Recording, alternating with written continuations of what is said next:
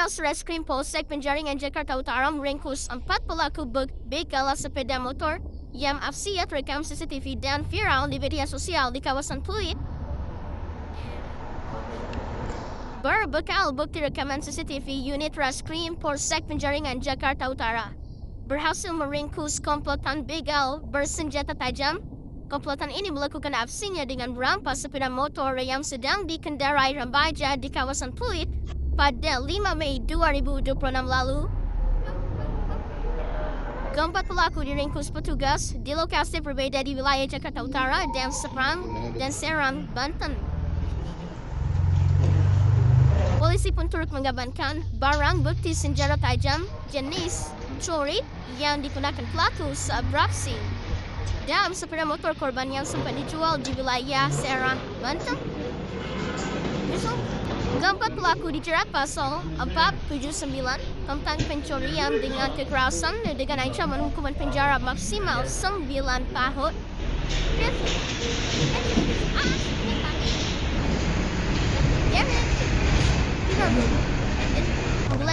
Buat sekali enggal ini. Iya, dah.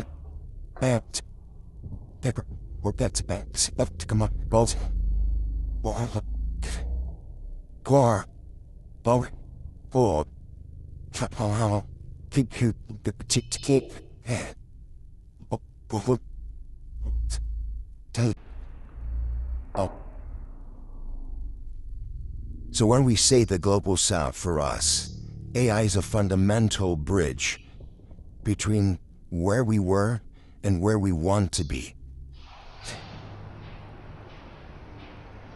I think sustainable data, they're important because of the amount of energy AI is going to use, right? And we're all trying to, and climate change is still real, no matter what anyone says. We're already seeing it here.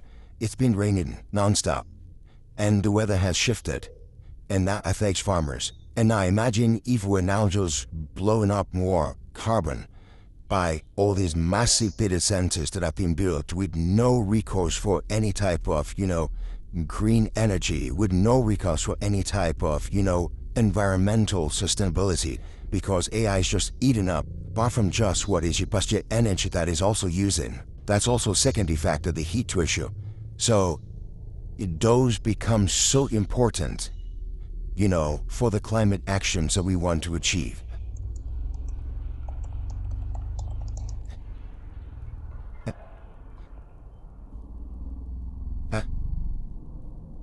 Green Climate Center and Focus AI. And I think that, if the world wants to survive the explosion of this technology, then, human beings all of us have to say, well, at some point, as much as we want a competition, we all want to make so much money. What if the society we're leaving for the next generation? Because, we would destroy this climate.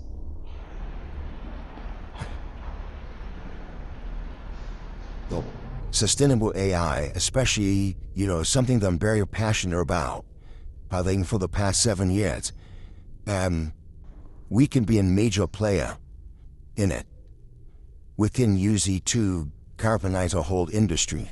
We can also use it to position ourselves to the world that this is how we are.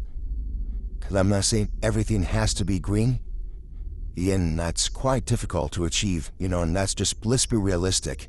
But, the consistent incremental move towards that, sustainable green process, especially with something that's going to take so much power.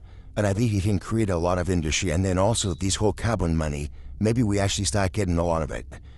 We cannot leave you proof that, yes, we truly are And maybe we become, the domicile place who are actually tracking proper carbon and all the carbon money to come.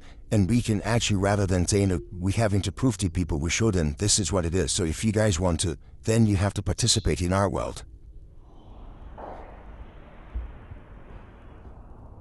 People who are in that confinement space is a great opportunity to really understand. Again, now you're going into, or not use of AI, but understanding what is the ecosystem around AI. What is the industry around AI? So in that industry, what challenges does it bring and what is the opportunity? So that opportunity in terms of the amount of carbon that this, because of the amount of energy, then you trickle back down that the massive energy, and a lot of this energy is going to produce carbon. But we are very good.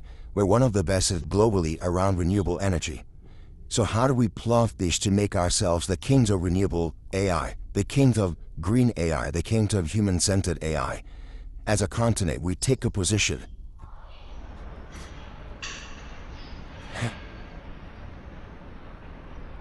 In most places, conferences, nobody actually, they don't really talk about it. Just toilet up these massive data centers. Everybody forgets that. We all made, COP28, COP20, whatever, COP, whatever. We are all trying to go into this climate action where we're trying to get to net zero, whatever it is that in, and then we have this massive technology just eroding all of that.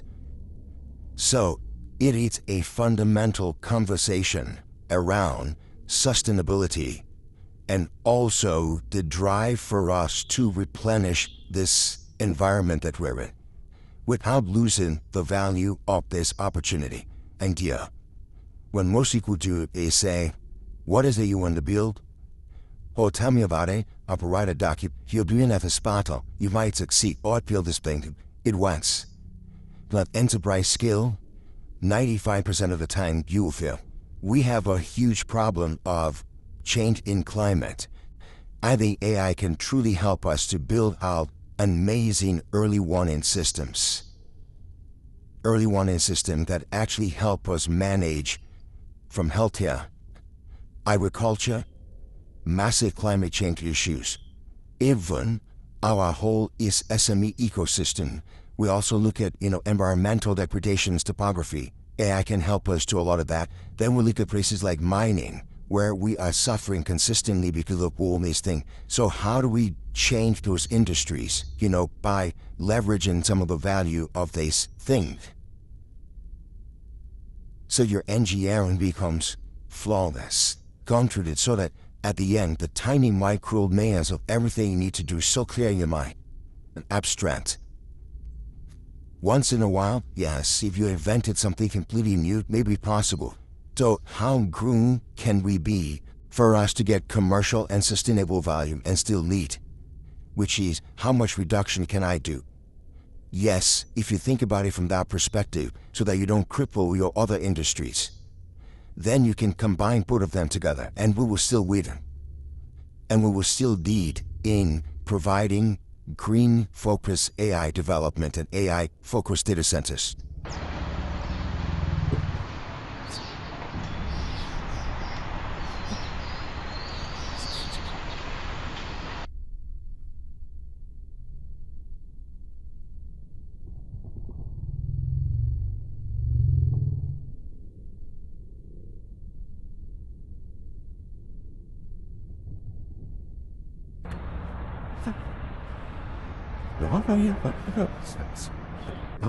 He said the box box. What? Bad. That's okay. We're up here. I didn't know that beats you.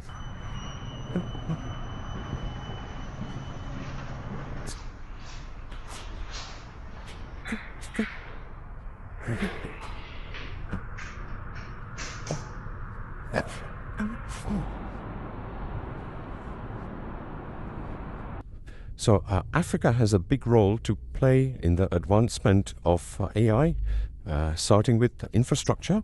So in the Western markets, power is a big constraint there. Countries like Netherlands, even Ireland, US, where data centers which power AI are taking up a big power or a big part of the national power consumption. And governments have capped that, whereas in Africa, we have lots of natural resource. Just here in Kenya, we're the sixth largest producer of geothermal energy after Iceland and Scandinavia. So there's big potential to leverage our natural resources for the benefit of AI. So this is all right. So yeah, when it comes to sustainable green data centers, I would say our facility here in Kenya is a prime example. We take ESG very seriously and the environmental impact. So first of all, in a country like Kenya, where 93% of our power generation is from renewable sources like wind, hydro, and geothermal, we're much better placed than other markets. Like if you look at Frankfurt or even South Africa, they use a lot of fossil fuel. So that's a big advantage for us. So I guess in that sense, when we are processing the AI compute, we are not generating those kind of emissions that we see in the other developed markets. And then when it comes to other sustainability like water usage, so yes, cooling of the servers, which produce a lot of heat by water, is a good and developing technology. But again, data centers like ours are putting in place like filtration systems, recycling systems, where we can recycle the water, for example. So we really try to minimize the wastage and where we are a living example of an ideal green data center.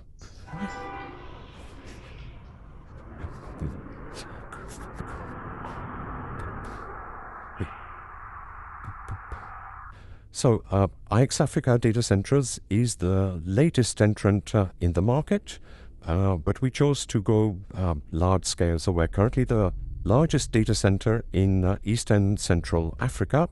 We're building a 22 megawatt facility, of which the first phase of around 5 megawatts is live. And we went live only a couple of years ago, and the journey has been quite exciting.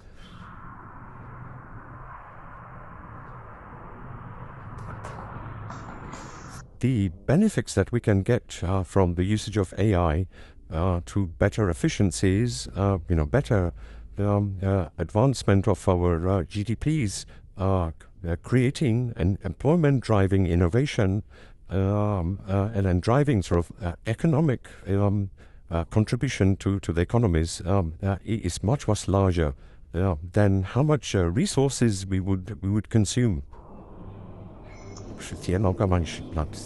I shoot too flat.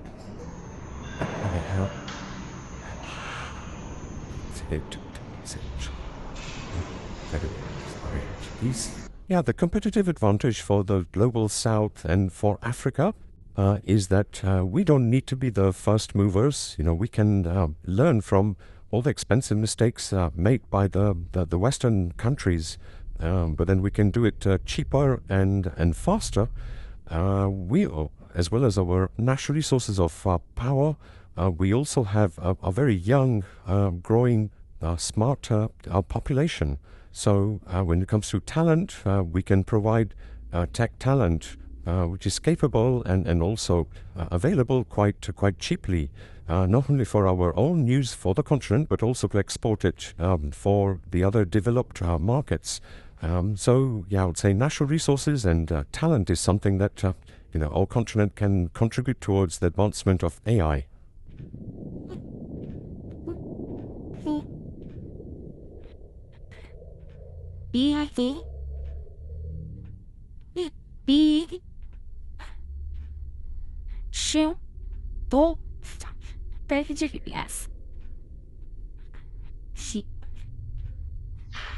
AI development is increasingly fundamental to the future of the economies in the global south, not only as a productivity tool, but also as a structural force that will shape the growth paths, labor market, and global competitiveness.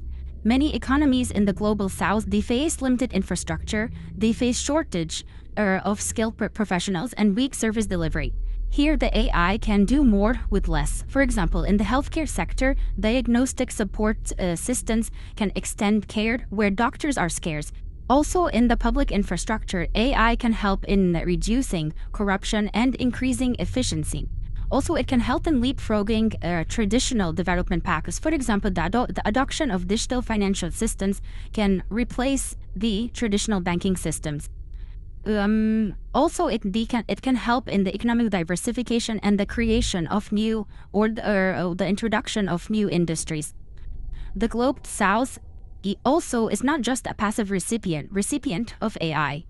It can play a decisive role in shaping what AI becomes, ethically, technically, and socially.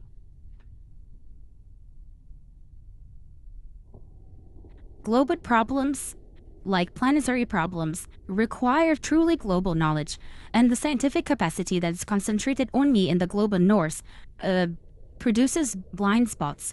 So here, scientific insights generated by Global South researchers who understand the local ecologies, the cultures, and the constraints, it is essential for effective mitigation and adaptation. So data centers have become the invisible backbones of the digital economy. They are critical infrastructure for the digital and AI-driven economy because they devise technological innovation like cloud computing, AI training and deployment, and digital public services. Data centers attract investment, and with this, it stimulates high-skilled jobs like cybersecurity jobs, and it also stimulates spillover into software, AI, fintech, and digital services. Also, it builds digital sovereignty of the Global South because domestic data centers allow these countries to keep the sensitive data localized and reduce the reliance on foreign cloud infrastructure. This is important for public services, for healthcare systems, and most importantly, for national security.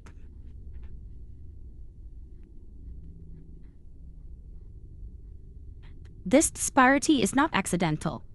It is the outcome of historical, financial, and infrastructure dynamics. Data center requires a massive upfront capital. They require stable grids, low financial costs, and predictable regulations. These conditions have historically been located or been concentrated in the global nodes. The second thing is that once cloud regions are established mainly in the global north, they attract developers, startups, customers, talent, and research institutions. This locks in advantage in the global north. This means also that most of the economic benefits of hosting data centers go to the global north. Is it vital for the global south to close the gap? Yes, it is vital. But the question is not whether the Global South should host more data centers, but how to do so in ways that protect resources and serve long-term development goals, rather than repeating the extractive patterns of the global north.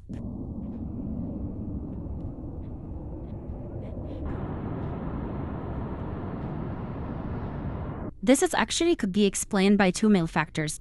First, the abundant renewable energy potential that Africa has. Africa holds some of the world's largest renewable energy resources, from solar energy, wind corridors, hydropower, and most importantly, the emerging geothermal capacity in the Rift Valley. The second thing is that they adopt water-smart cooling systems as a strategic priority. Here we can see that African governments and developers are prioritizing cold systems or air cooling systems, they are located facilities in lower water stress zones, and actually they are trying to explore now seawater cooling for coastal data centers. Africa's renewable profile makes it increasingly attractive. And this is especially important for AI firms under pressure to decarbonize the digital infrastructure. And this has actually give them the opportunity, or show them the rare opportunity, to build data centers powered by additional clean energy from day one, rather than retrofitting the fossil grids or fossil fuel grids that are a problem now in the global north.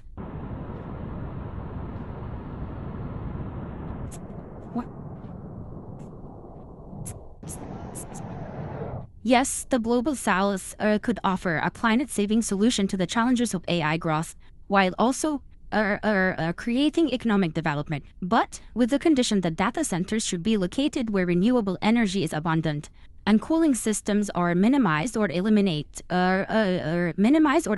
freshwater use, and in effect, actually, the global south can offer carbon and water efficient compute to the world. Second thing is that yes, it can accelerate the renewable energy deployment at scale because large AI data centers that are green can create what we call the virtuous cycle with AI investment help in the green energy transitions. Economically, sustainable data centers can, in the global south, enable them to participate in AI production, not just consumption.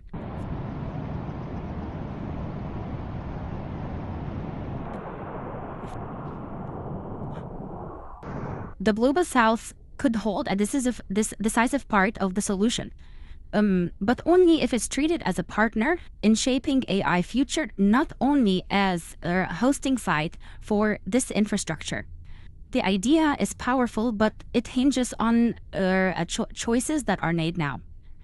Because hosting is not the same as owning. The global south only hosts data centers, while compute access is priced out of reach for local actors, while profits flow outwards, environmental costs does not stay local. Then it's not climate solutions, it is green digital extractivism.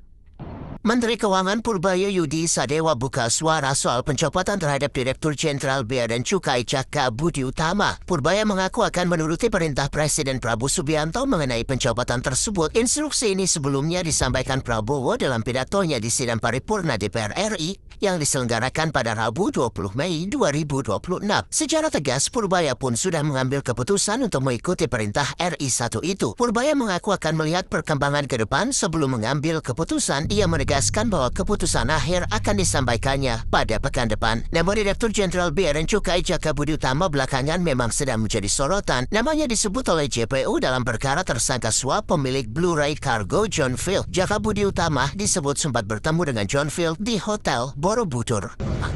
Dan akan mengikuti perintah Bapak Presiden. Kemarin dia telepon dicopot, Pak. Dicopot kalau sama ada ngapain, Pak? Iya, Pak, kalau Presiden dicopot, Pak, itu di mana, Pak? Dicopot, Pak. Dicopot, Pak. Tapi dicopot, Pak. Berarti, Pak.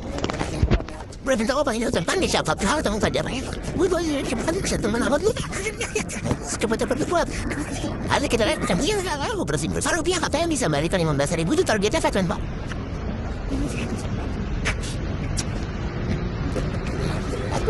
Minggu depan ada action dari saya sampai tukar. Nanti kalau itu mulai berjalan, kan hasil lepisannya nggak lari kemana-mana tuh dari ekspor batu bara, ekspor CPO akan tinggal di sini. Jahe juga, jahe hasil ekspor kan mulai balik, mulai jalan-jalannya baru Juni. Kita akan memperkuat semuanya. Itu mungkin actionnya apa lagi, Pak, minggu depan? Jangan kita pakai doa yang kedua. Apa teman-teman, apa lagi? Kita ada mata banyak kan turun dan, ya, yieldnya kan turun dan walaupun ada apa dia nggak ada ini masih ini asing masih banyak masuk juga barang sama kita. Jadi ketika stabilitas harga obligasi terlihat, asing dan asing masuk. Jadi itu kita akan jaga terus. Terima kasih.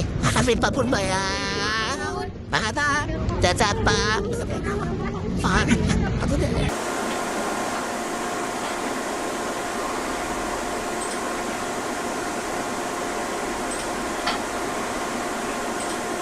The Global South has this unique opportunity that people in very harsh and difficult conditions are used to develop better solutions, which are energy efficient. They can develop more robust and easy to use tools in order to serve the population and the local population in their country. So these are some of the important issues that artificial intelligence can, of course, help in these countries. The problem, of course, is the reverse, that if they don't do it properly and exactly in this moment of time, they can skip the opportunity to jump in this bandwagon.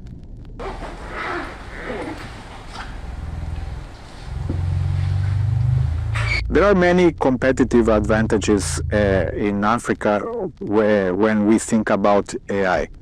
One of them, as mentioned before, is the demographic advantage, where Africa is the place which has nowadays the majority of the children and young population. And this, of course, is an immense pool of talents that can be developed in order to develop more science, more technology, and more innovation. There is also, again, the issue of the solving in scarcity, the idea that we in the Global South can develop many interesting solutions with a little bit of money and many clever ideas. This happens in any field of science, and we are here at TRUS seeing this every day with very interesting solutions.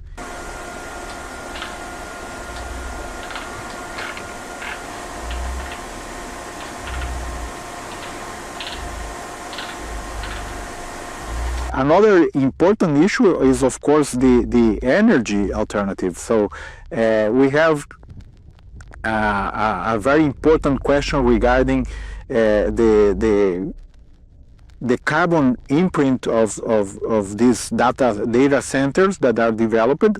And in Africa, there are many possibilities to use very interesting green data centers that are being developed, and there is a huge possibility to really be a leadership in terms of green technologies in AI.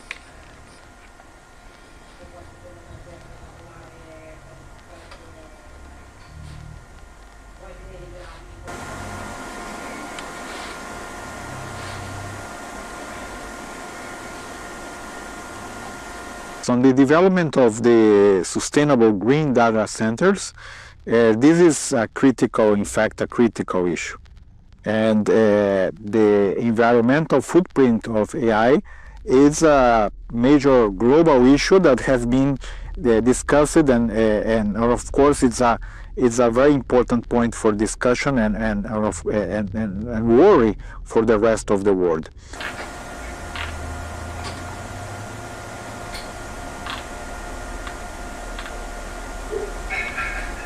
This is a great opportunity for Africa, in my opinion. It's not only possible, as mentioned, to attract massive investments to develop the new data centers for green technologies and green computing, but also this would develop a new generation of technical capacities in the respective countries, and for that we will have a virtuous circle that will happen. So we will need more people trained, more scientists, more engineers, and more people working in the field in order to develop that and to run these very important infrastructures.